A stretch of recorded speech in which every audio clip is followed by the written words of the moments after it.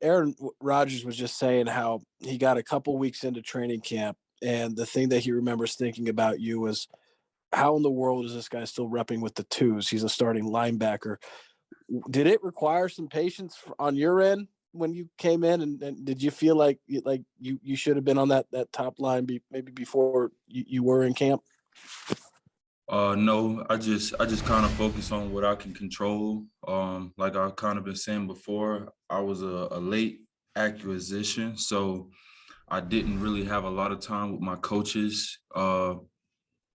Before we went into summer break, I had maybe 3, 4, 5 days with them, so that's not enough time to really dive into the playbook and get in depth and really learn my responsibilities. So when we reported back for training camp, that was kind of like ground zero for me. So I just kind of took it day by day and made sure that I learned the playbook at my speed, but make sure that I was putting in the work to get it as quickly as I possibly can.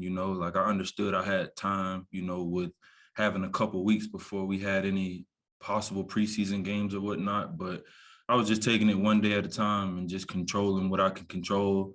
And I knew that once I learned the playbook, it was going to be all on me from there on. Bill Huber. Hey, De'Vondre. Obviously, you knew of Kyler when you got to Arizona last year, I'm sure. But what were your first impressions of him, and what did you learn about him during your time together? Really gifted football player, smart guy, extremely, extremely competitive. Like, you got to realize you're dealing with the guy that's not really used to losing, dating all the way back to high school. I think he never lost a game in high school. May have lost a couple games during his time at Oklahoma. So you're just dealing with the winner. He's a winner at heart, and you can see it in the way he plays. Like he just super competitive. Like I said, a really good football player. It's definitely going to be a challenge for us this Thursday. Ryan Wood, if you have another, go ahead. Yeah, with all that said about Kyler, how do you defend him? And is there anything that you were able to glean from your time close to him that might help you this week in doing so? Kind of like I stated before, with a player like that, you can't stop him. You have to just contain him and try to force him to make mistakes. And I think that's going to be a big part of the game, is just really trying to make him uncomfortable. Like he can make every throw on the field. He can scramble, and that's going to be a huge part of the game, is just not allowing him to extend plays and letting his wide receivers get open, which he has a really good group of wide receivers. He has a lot of weapons at his disposal. So I think that's just going to be a huge part of the game, just really containing him. If you can affect the quarterback, you can affect the game. Wes from Packers.com, go ahead. Hey, De'Vondre, excuse me. Some of the stuff that I've read, you actually really did have some options there, other than Green Bay when you were looking to finally sign in June. I'm just curious, when you think back to that, what the selling point was for you on the Packers and why you felt, this was going to be the right fit for you on this next step.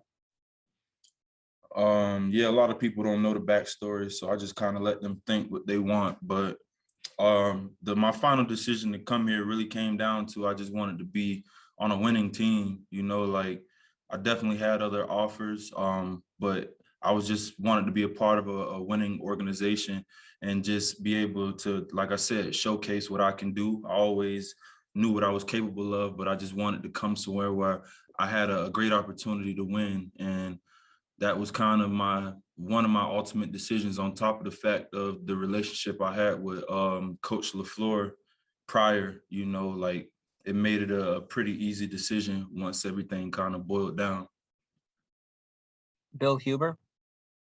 Yeah, another Kyler question for you. I apologize if you don't want to speak about Kyler all day long, but you saw him about halfway through your rookie year back when you were in Atlanta. Mm-hmm. Where have you seen the big strides from him over those 2 years since then? Probably the biggest stride he's made is just being patient and understanding, like, everybody on the pro level is good. Like, you aren't the best player on the field all the time. Like, everybody's good. It's not, if things don't go your way immediately, like, you can't get frustrated. You can't like lose confidence, which I mean, I don't think he's ever going to lose confidence, but that's just the biggest stride I've seen him taking over the course of playing against him from his rookie year to playing with him last year. Just being able to see him take that step of confidence and just being patient with himself and everybody around him. Ryan Wood. When you got to Arizona last year, Kyler had that reputation of being the number 1 overall pick, but he hadn't quite exploded on the scene like he obviously did going to the Pro Bowl last season. Was there anything early on that you saw in him that kind of opened your eyes and made you see that he was going to be the type of quarterback that he's become? Did you kind of know before we all did? I mean, he's an elite talent. Like I said, he can make every throw on the field. He can make plays with his feet, and he's a natural leader. So he had all the tools there. It's just figuring out the pro side of it, and that's always an adjustment for anybody, no matter if you're the first overall pick or the last pick in the draft or an undrafted free agent. Everybody has to go through that cycle of kind of figuring it out, and he wasn't any different, and like as we see now, he's figured it out and playing at a really, really high level, and he has the Cardinals playing really well right now as a team. They're playing really well on both sides of the ball.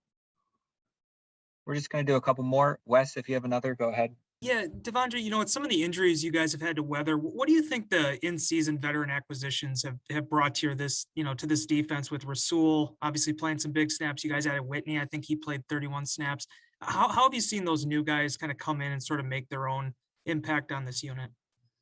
I think this organization does a really good job of bringing good people around. And when you bring in good people, the rest kind of plays out the way it does, with Whitney and Rasul coming, they both helped us out a ton, as you've seen, especially last week with Rasul. He made a lot of key plays within that game that helped us out. And also Whitney, he had some really good pressures getting around the quarterback. So just being able to bring in consistent veterans, that goes a long way, not just with the play, but when you have a lot of younger guys, it goes a long way with showing people how it's done the right way. So I definitely think they've helped us already and will continue to help us down the road. Last one, Bill, go ahead. Yeah, De'Vondre, what is it? Obviously, you've played a lot of football. You've been the every down guy before.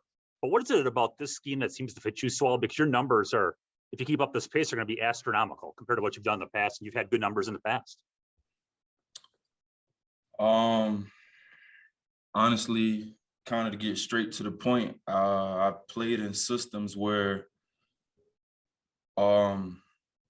it's not necessarily a bad thing, but you ask a lot of the running of the linebackers. Like I've played in systems where linebackers are almost like defensive backs. Like you're running with wide receivers all the time. You're playing in man coverage.